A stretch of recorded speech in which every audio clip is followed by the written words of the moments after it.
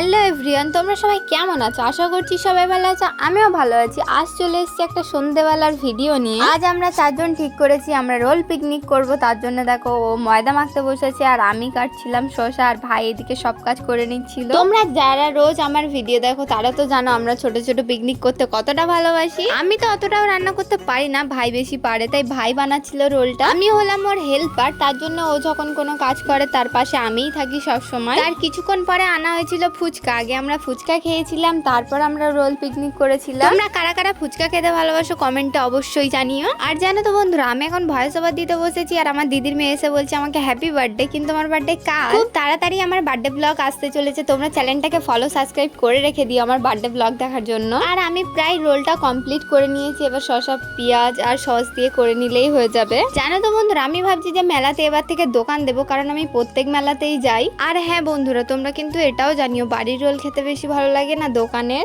আমার তো সব থেকে বেশি বাড়ির রোলই খেতে ভালো লাগে।